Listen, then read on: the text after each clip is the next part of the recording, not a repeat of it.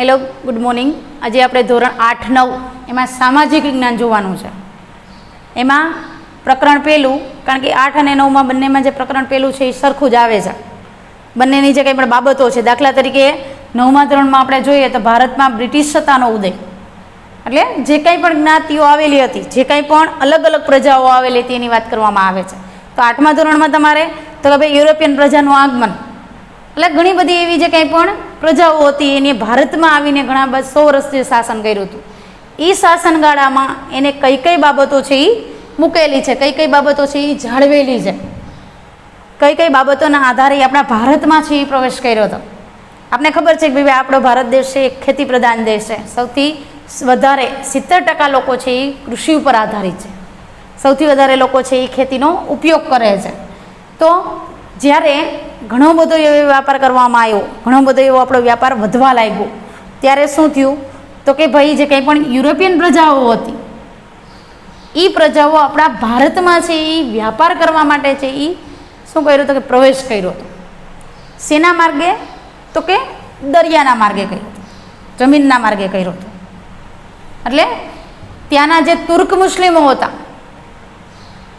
એમાં ઇસ્તુંબલનો જે પ્રદેશ હતો એ ઇસ્તુંબલના જે પ્રદેશમાં જે તુર્ક મુસ્લિમો રહેતા હતા એને શું કર્યું તો કે એ યુરોપિયન પ્રજાનો વિરોધ કર્યો. એની જે રસ્તો હતો એ રસ્તાને શું કરી દીધો, બંધ કરી દીધો. ક્યારે તો કે ભાઈ ઈસવીસન 1453માં. ત્યારે શું થયું તો ભાઈ ઇસ્તુંબલનું પતન થઈ ગયું હતું, કારણ કે ઇસ્તુંબલના રસ્તે તો છે યુરોપિયન પ્રજાઓ આપણા ભારતમાં પ્રવેશ કરતી હતી. પણ 1453માં છે એ તુર્ક મુસ્લિમોએ છે એ આ જે કંઈ પણ બાબત હતી, આ જે વ્યાપાર કરવાની જે કંઈ પણ વિશેષતાઓ હતી એને બંધ કરાવી દીધી. અને 1453માં છે એ ઇસ્તુંબલનું પતન થઈ ગયું. એટલે જમીન માર્ગ છે એ શું થઈ ગયો, બંધ કરી દીધો. એટલે યુરોપિયન પ્રજાને છે એ જે રસ્તો હતો, જે ભારતમાં પ્રવેશ માટેનો જે વ્યાપાર કરવાનો રસ્તો હતો એ શું થઈ ગયો તો કે બંધ થઈ ગયો. પણ યુરોપની જે પ્રજાઓ હતી એને ઘણી બધી વસ્તુઓ છે આપણા ભારતની ગમતી હતી, ઘણી બધી એવી વસ્તુઓ છે એનો ઉપયોગ કરતા હતા. દાખલા તરીકે મરી મસાલાઓ છે, મલમલનું કાપડ છે, ઢાકાનું કાપડ છે, એવા ઘણા બધા વસ્તુઓ છે. એ વસ્તુઓની માંગ છે એ સૌથી વધારે ક્યાં તો કે યુરોપમાં રહેતી, અને ભારત છે એ સૌથી વધારે આ વસ્તુઓ છે એ યુરોપમાં મોકલતો. એટલે એની માંગ વધવાના કારણે યુરોપના લોકોએ શું કર્યું તો કે ભાઈ આ જમીનનો જે માર્ગ હતો એ બંધ થઈ ગયો હતો, એની નવો રસ્તો શોધવાની શરૂઆત કરી, નવો માર્ગ શોધવાનું નક્કી કર્યું. એટલા માટે નવા માર્ગની શોધખોળ કરવા માટે એની 1493માં એક જે સાહસિક વ્યક્તિ હતી એની શોધખોળ કરવાની શરૂ કરી હતી. કોણ તો કે ભાઈ કોલંબસ હતો.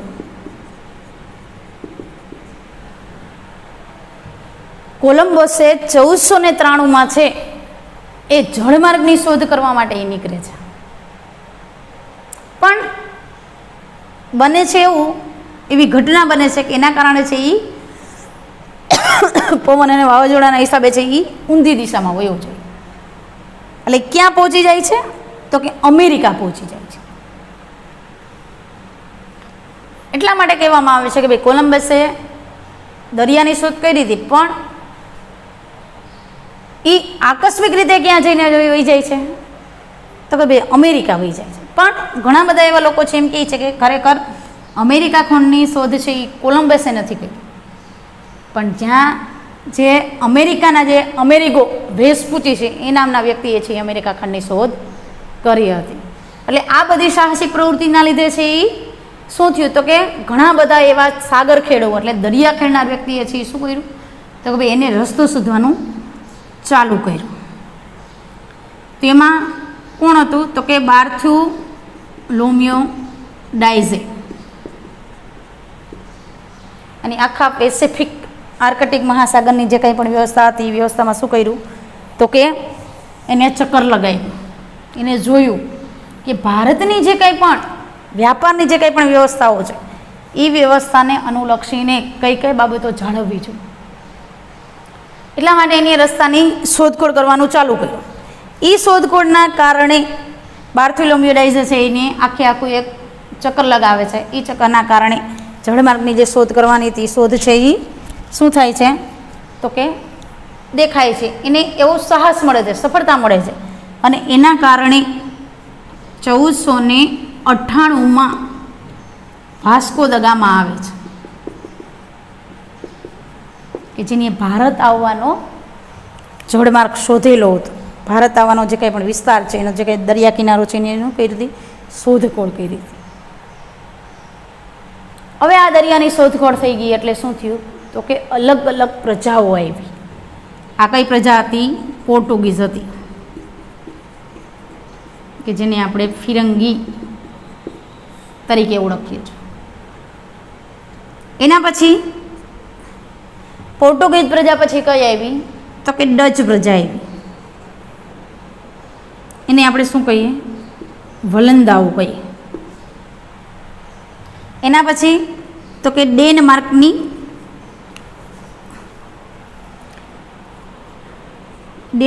કેવી પ્રજા આવી તો કે ભાઈ ડેનિશ પ્રજા આવી.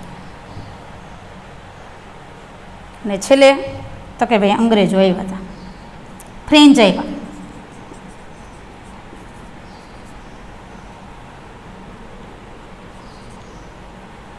અને પછી તો કે ભાઈ ઈસ્ટ ઇન્ડિયા કંપનીની શું થઈ? સ્થાપના. આ પ્રજાઓએ સૌથી વધારે મહત્વની બાબત છે શું તો કે વ્યાપારમાં ટકી રહેવા માટે ઘણા બધા વિસ્તારોને પોતાના હસ્તક લીધા હતા. પોર્ટુગીઝે ગોવા છે, દીવ છે, દમણ છે, કોચીન છે, મલાકા છે, એના ઉપર શું કર્યું? સત્તા મૂકી દીધી. ડચ પ્રજાએ ઘણા બધા વિસ્તારો જીત્યા હતા, પણ સાથે સાથે આ પોર્ટુગીઝ સામે છે એ ટકી શક્યા નહીં. ડેનિશ પ્રજા તો તરત વહી ગઈ. પણ ફ્રેન્ચ પ્રજાનું આગમન થયું 1613માં. એની એક કોઠી સ્થાપી સુરતમાં. એ પછી 1668માં છે એનું જે મથક હતું એ બનાવ્યું. તો એવી રીતના ફ્રેન્ચ પ્રજાનો થોડો સમય છે એ શું થયું? આગમન રહી ગયું, એની સત્તાઓ રહી ગઈ. પણ છતાં પણ એ પોર્ટુગીઝ સામે ટકી શકી નહીં. એની સામે છે એ શું થઈ? હારી ગઈ. અને એને પણ ભારત છોડીને જવું પડ્યું. પછી ઈસ્ટ ઇન્ડિયા કંપનીની સ્થાપના કરવામાં આવી. ક્યારે થઈ ઈસ્ટ ઇન્ડિયા કંપનીની સ્થાપના? તો કે ભાઈ 1600માં થઈ. હવે આ કંપનીનો સત્તા અને વિસ્તાર વધારવા માટે શું કરવામાં આવ્યું તો કે કંપનીએ એવો ઘણો બધો છે એ ફાયદો ઉઠાવ્યો હતો. ઘણી બધી એવી સમસ્યાનું સર્જન કર્યું હતું.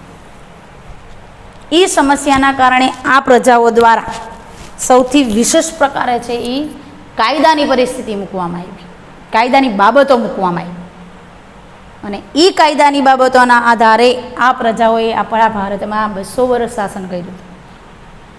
અંદાજે 150 વર્ષ કે 200 વર્ષની વાત કરવામાં આવે છે. ત્યાં લગી આપણા ભારતને છે ને ગરીબ, કંગાળ અને બેકાર બનાવ્યા. કારણ કે આપણો જે વ્યાપાર હતો એ સૌથી વધારે ગૃહ ઉદ્યોગ ઉપર આલેલો હતો. લોકો સૌથી વધારે કલાનો ઉપયોગ કરી અને એ કલાઓને પ્રકાશિત કરતા હતા. તો આ કલાઓના આધારે આપણી જે કલાઓ હતી એનો શું થયો તો કે વિકાસ થયો. તો આ જે કંઈ પણ કંપની હતી એ કંપનીનો વિકાસ કરવા માટે શું કરવામાં આવે છે તો કે ઘણા બધા રાજાઓ છે એ રાજાઓ પાસે પરવાનગી લેવામાં આવે છે. ઘણા બધા રાજાઓના શાસન હેઠળ આ બધી કામગીરી મૂકવામાં આવી. તો એમાં એક આપણે બાબત જોવાની છે. કઈ બાબત તો કે ભાઈ પ્લાસીના યુદ્ધની બાબત જોવાના છે. પ્લાસીના યુદ્ધની વાત કરીએ તો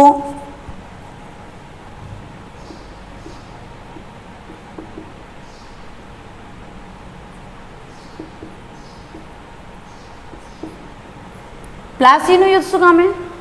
આ યુદ્ધ દ્વારા છે એ કંપનીને પોતાનો પાયો મજબૂત કરવાની છે એ બાબત મળી હતી. જ્યારે બંગાળના નવાબની વાત કરવામાં આવે, કેની વાત કરવામાં આવે છે? બંગાળના નવાબ કોણ હતા તો કે સિરાજ ઉદ્દૌલા.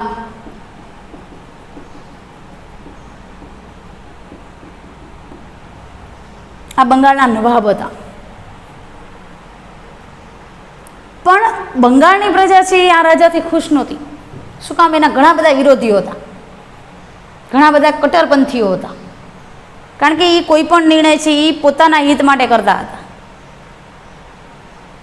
પોતાની પ્રવૃત્તિ માટે કરતા હતા. જ્યારે કંપની છે એ બંગાળ આવે છે ત્યારે એ સિરાજ ઉદ્દૌલાને પૂછ્યા વગર છે એ શું કરે છે, તો કે કલકત્તાની ફરતે છે એ કિલ્લાબંધી કરે છે. આ વાતની ખબર છે એ કોને પડે છે, સિરાજ ઉદ્દૌલાને પડે છે. કંપનીએ રાજાના રક્ષણના બહાને છે, રાજાના વ્યાપારને જીતવા માટે એની જે કંઈ પણ સત્તાઓ છે એને મૂકવા માટે છે એ રાજાને પૂછ્યા વગર છે આ કિલ્લાબંધી કરી દીધી કોઠીની ફરતે. સિરાજ ઉદ્દૌલાને જ્યારે આ વાતની ખબર પડી ત્યારે એની કિલ્લાબંધી શું કરી નાખી, તોડી નાખી. અને એ કિલ્લાબંધી તોડવાના જે સમાચાર છે એ મદ્રાસ, ચેન્નઈ છે એ પહોંચાડી દેવામાં આવ્યા. જ્યારે કંપનીને આ વાતની ખબર પડે છે ત્યારે એ પોતાના એક વ્યક્તિ તરીકે કોને મોકલે છે, તો કે ભાઈ રોબર્ટ ક્લાઇવને મોકલે છે. એ આવે છે, જુએ છે અને એના દ્વારા છે એ નક્કી કરે છે કે જો સિરાજ ઉદ્દૌલાને હરાવવું હોય, એને નિષ્ક્રિય કરવું હોય તો એના જે લોકો છે, એના જે સાથીદારો છે એને આપણા તરફ ખેંચવા જોશે. એટલા માટે એણે શું નક્કી કર્યું, તો કે સિરાજ ઉદ્દૌલાના જે ખાસ લોકો હતા એમાં મીર જાફરને પોતાની તરફ ખેંચી લીધું. મીર જાફરને એટલા માટે કે એને રાજાની લાલચ આપવામાં આવી, ધનની લાલચ આપવામાં આવી. અને કંપનીની સત્તાઓ મજબૂત કરવા માટે રોબર્ટ ક્લાઇવે કાવતરું કર્યું. એ કાવતરામાં છે એ સિરાજ ઉદ્દૌલાને યુદ્ધ કરવા માટે છે એ તૈયાર કરવામાં આવે છે. એમાં સેનાપતિ તરીકે છે એ મીર જાફરને રાખવામાં આવે છે. યુદ્ધની તૈયારીઓ થાય છે. યુદ્ધ કરવા માટે સિરાજ ઉદ્દૌલા પોતાનું સૈન્ય લઈને જાય છે, કંપની પણ પોતાનું સૈન્ય લઈને આવે છે. તો આ યુદ્ધ છે એ મુર્શિદાબાદનું જે પ્લાસી નામનું ગામ હતું એ ગામમાં થાય છે. ક્યારે, તો કે 23 જૂન 1757ના રોજ આ પ્લાસીનું યુદ્ધ કરવામાં આવે છે. ક્યારે કરવામાં આવે છે, 23 જૂન 1757ના રોજ પ્લાસીના ગામમાં યુદ્ધ કરવામાં આવે છે. મુર્શિદાબાદ યુદ્ધ કરવામાં આવે છે. આ યુદ્ધ છે એમાં મીર જાફર છે એ કાવતરાની જે કાંઈ પણ ષડયંત્ર જે પ્રયુક્તિ હતી એના કારણે છે એ મીર જાફર નિષ્ક્રિય થઈ જાય, પોતાના હથિયારો મૂકી દે છે. નિષ્ક્રિય થવાના કારણે સિરાજ ઉદ્દૌલા છે એ આ પ્લાસીનું યુદ્ધ છે એ શું થાય છે, હારી જાય છે. આ યુદ્ધ છે એ માત્ર કેટલા સમય માટે ચાલ્યું હતું, અડધા દિવસ માટે. અડધા દિવસમાં સિરાજ ઉદ્દૌલા છે એ હારી જાય છે. અને એના હારવાના કારણે સિરાજ ઉદ્દૌલાની જે 24 પરગણાની જમીન છે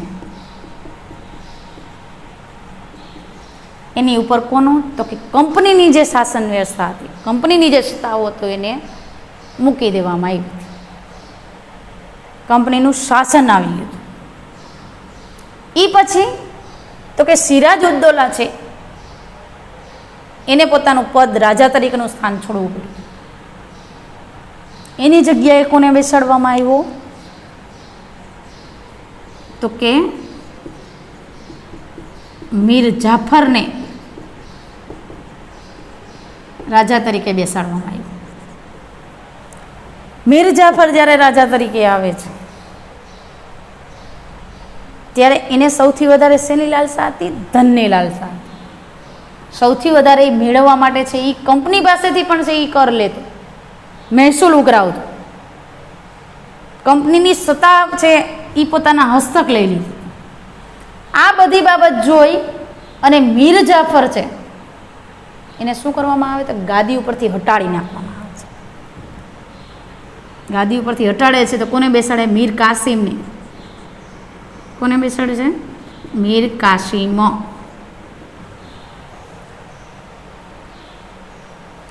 પણ મીર કાસિમ મીર જાફર કરતાં પણ ચડિયાતો હતો. એને તો કંપનીની સત્તાઓ અને કંપનીનો આખો વહીવટ છે એ પોતાના હસ્તક લઈ લીધો. ફરી પાછો મીર કાસિમને ઉથલાવીને કોને મૂકવામાં આવ્યો? મીર જાફરને રાજા તરીકે પ્રસ્થાપિત કરવામાં આવ્યો. આમ કંપનીની જે સત્તાઓ હતી નબળી પડવા લાગી. આ કંપનીની સત્તાને નબળી જોઈ અને રોબર્ટ ક્લાઇવે છે પોતાની યોજના છે એ દાખલ કરી. એ યોજનાના ભાગરૂપે છે એ શું કરવામાં આવ્યું? તો કે બક્સરનું યુદ્ધ કરવામાં આવ્યું. બક્સરનું યુદ્ધ ક્યારે? તો કે 1764માં બક્સરનું યુદ્ધ થયું. આ યુદ્ધમાં શા માટે? તો કે મીર કાસિમ અને મીર જાફર છે એને સૌથી વધારે છે ધન લાલચ અને પોતાની સત્તાઓ મૂકવા માટે છે એ કંપનીને છે એ શું કરી હતી? સત્તાધારી બનાવવા માટે છે એ ઉપયોગ કર્યો હતો. પણ આ બધી બાબતોને નકારવા માટે છે એ કંપનીએ છે એ ઘણી બધી એવી બાબતો મૂકી દીધી અને શાહ આલમ અને સંયુક્ત કંપની મીર જાફર ને મીર કાસિમ ને એ ત્રણેય નક્કી કરી અને ઈસ્ટ ઇન્ડિયા કંપની સામે છે એ યુદ્ધ કરવાની જાહેરાત કરી દીધી. એની સામે યુદ્ધ કરવા માટે છે એ જાહેરાત કરવામાં આવી. એટલે રોબર્ટ ક્લાઇવે પોતાનું જે કાવતરું હતું, પોતાનું જે ષડયંત્ર હતું, એ ષડયંત્રના કારણે છે એ શું કરે છે? તો કે શાહ આલમ, સંયુક્ત કંપની, મરાઠાઓ એ બધાને હરાવી નાખે છે.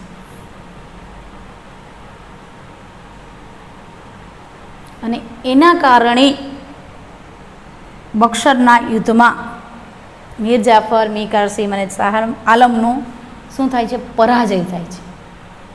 આ યુદ્ધના પરાજયના કારણે કંપનીને પોતાનો પાયો મજબૂત લાગ્યો, પોતાની સત્તા વિસ્તારવાનો મોકો મળી ગયો. એ સત્તા વિસ્તારવાના કારણે છે એ શું થાય છે? તો કે બંગાળ, બિહાર અને ઓરિસ્સા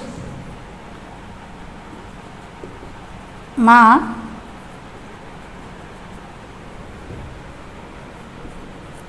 દીવાની સત્તા મૂકી. આ ત્રણેયનો જે કંઈ પણ કાર્યભાર છે એ કંપની પોતાના હસ્તક લઈ લે છે.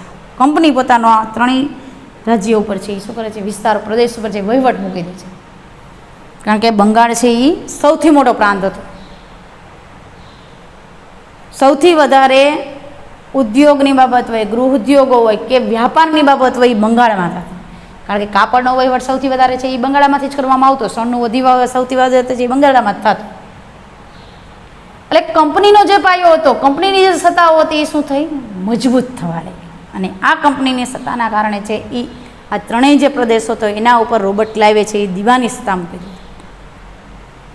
હવે આ દીવાની સત્તાના કારણે છે એ શું કરવામાં આવ્યું? તો કે મરાઠાઓ છે આ દીવાની સત્તાઓને સાચવવા માટે રોબર્ટ ક્લાઇવનો જે વિસ્તાર હતો એ વધારવા માટે છે એ કંપનીએ નવી શરતો મૂકી, નવા કાયદા મૂક્યા. એમાં એની શું? તો કે ભાઈ નિયામક ધારો પસાર કર્યો. આ નિયામક ધારો પસાર કરવા માટે ક્યારે? ભાઈ 1773માં છે આ નિયામક ધારો છે એને પસાર કર્યો હતો. આ ધારો શા માટે પસાર કર્યો હતો? અલગ અલગ ગવર્નરોને અલગ અલગ રાજ્યો ઉપર છે એ કારોબાર વહીવટ સંભાળવા માટે છે એ પરવાનગી આપવા માટે આ કાયદો મૂકવામાં આવ્યો હતો કે જે કંઈ પણ રાજા મહારાજાઓ છે, જે કંઈ પણ અલગ અલગ પ્રધાનો છે એના ઉપર તમામ પ્રકારનો વહીવટ કોણ કરે? તો ભાઈ ગવર્નર કરે. એ ગવર્નર દ્વારા છે એ કર ઉઘરાવો, રાજાની જે કંઈ પણ સત્તાઓ હતી હાથમાં લેવી, રાજાને વહીવટની બાબતો સમજાવી, યુદ્ધ કરવા માટેની પરવાનગી, એ ઘણી બધી બાબતો છે એ ગવર્નરના હાથમાં હતી.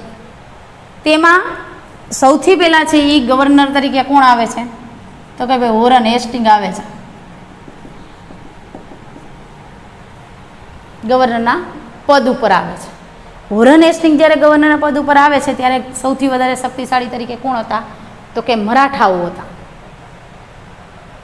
એટલે પહેલો વહેલો મરાઠા વિગ્રહ કરવામાં આવ્યો. આ મરાઠા વિગ્રહમાં સૌથી વધારે કોણ? તો કે અલ્હાબાદનો જે નિઝામ હતો એ નિઝામે શરણાગતિ સ્વીકારી લીધી હતી.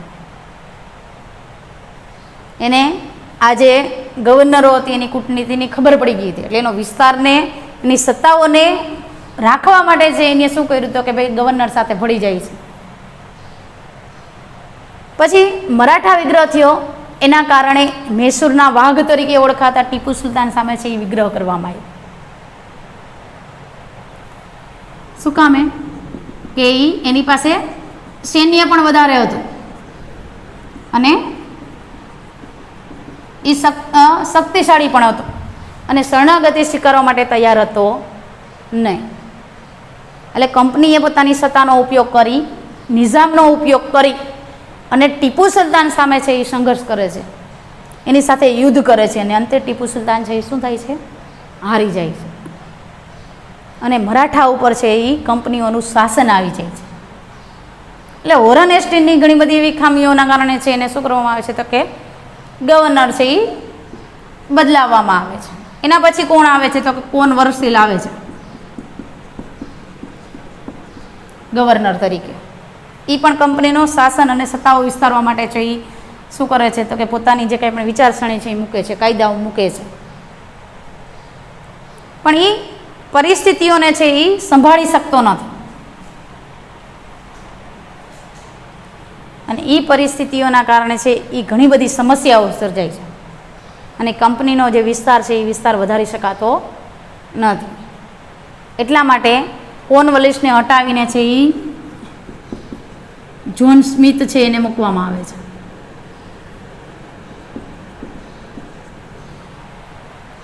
એ કેવો હતો તો કે તટસ્થ હતો.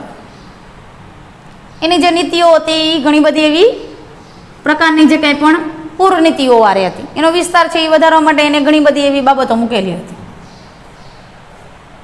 તો આવી રીતના ભારતની જે કંઈ પણ બાબતો હતી એ બાબતોમાં સુધાર લાવવા માટે આ પ્રજાઓએ ઘણી બધી એવી વ્યવસ્થા મૂકેલી હતી, ઘણા બધા કાયદા મૂકેલા હતા.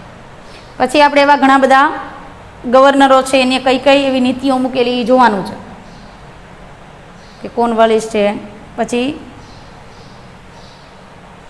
કેપ્ટન જ્હોન છે, એને ઘણા, પછી વેલેસ્લી છે, ડેલાઉસી છે, વિલિયમ બેન્ટિંગ છે, એને ઘણા બધા એવા સુધારા કર્યા.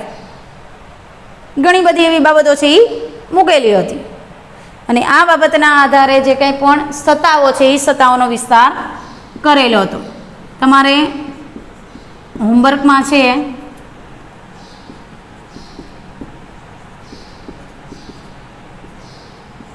પ્લાસીનું યુદ્ધ અને બક્સરનું યુદ્ધ,